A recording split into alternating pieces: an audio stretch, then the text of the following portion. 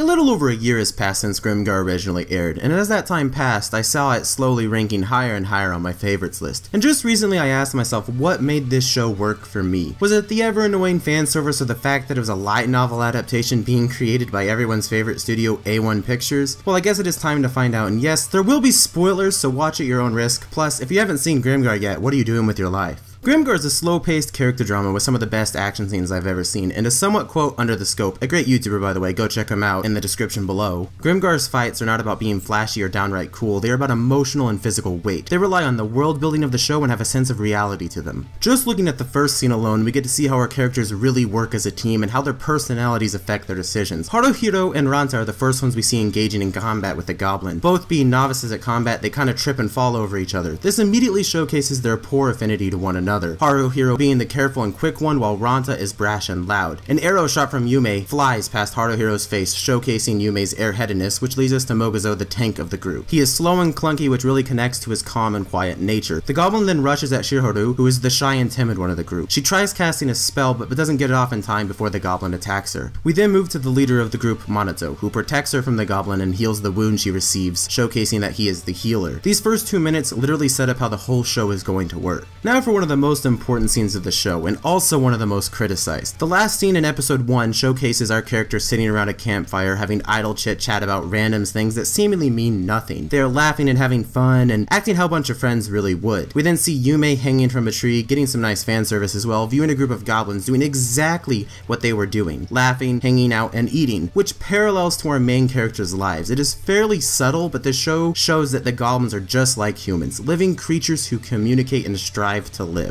Then we move on to episode 2, which might just be one of my favorite episodes. This really just reinforces episode 1 even more. We first see our group sneaking up on a lone goblin who is just getting a drink of water, minding his own business. Ranta rushes out, yelling, ruining the ambush, while Haruhiro is in disbelief that he would even do that, which again showcases their opposing personalities. This time Yume fires her arrow and hits in front of the goblin, stopping it in its tracks, this itself showcasing the improvement she had from episode 1 already. And then yet again, Haruhiro and Ranta are the first ones to actually engage in hand-to-hand combat. Haruhiro showcasing his quick and accurate decision making, and Ranta using his long sword in a clumsy way, swinging it and having it slide across the mud, causing him to trip. Then Moguzo attacks using his sword with slow attacks, and the goblin can easily avoid, but this time, being in an open area, he doesn't get his sword stuck in a tree. This leads us to the goblin attacking Haruhiro, which showcases the hard, brutal reality that they're really in. It really is a fight for their lives.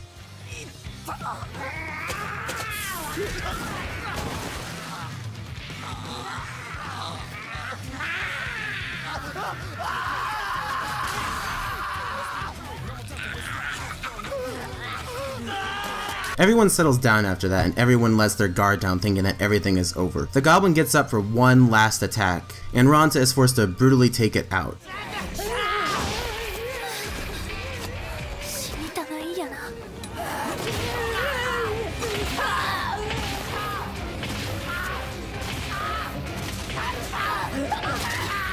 This leads us into the second half of the episode, where it shows how our characters deal with all the events that transpired. We see Haruhiro observing everyone's actions and how they deal with everything, which in my eyes is a huge foreshadow to what happens in episode 4. I would talk about episode 3, but it is mostly downtime and just shows how they all learn to work together as a team. It also showcases where the goblins live, which is a broken down village in ruins. We also see how little money they get from killing them, showing how much in poverty that the goblins actually are. Episode 4 is the real turning point of the show and really shows why the first 3 episodes are very important. We get to learn about our character's skills, see another shot of Yume's booty since, well, that's an obviously important detail. Then they kill a couple goblins, which ends up leading us to a fairly important scene. This is the point in the series where they are now able to be comfortable in goblin territory. A mistake, I might add. Their overconfidence has led them to eating, making idle chit-chat, which showcases their minimal experience. It is when their carelessness leads to a real consequence. They get ambushed as they set out, leading to Haruhiro getting injured right away, getting shot with an arrow that he had protected Minato from. Oh, and he gets shot with another arrow too, the joy. This leads to Minato having to heal Haruhiro, and ultimately leading to Minato not being able to heal himself when he needed it, and leading to his death. which was heavily foreshadowed with Haruhiro in episode 2 observing everyone and acting like a leader. And to me, this is basically what sells the show, and why the show worked for me. Everything about this show screams realism. We see our main characters being completely crushed and demoralized over Monato's death. We get a glimpse of their grieving in a heart-wrenching way, and knowing that the goblins are fairly similar to humans, it really puts into perspective for me how the goblins have to deal with this as well. Either way, they lose Monato in such a realistic way, and to me, this is what Grimgar is about, is coping with grief and regret. This episode shows the harsh, cruel reality of Grimgar, and it has a huge impact on our main characters. It isn't something they will ever forget about. Thank you so much for watching, and I hope you learned something about Grimgar you didn't know before.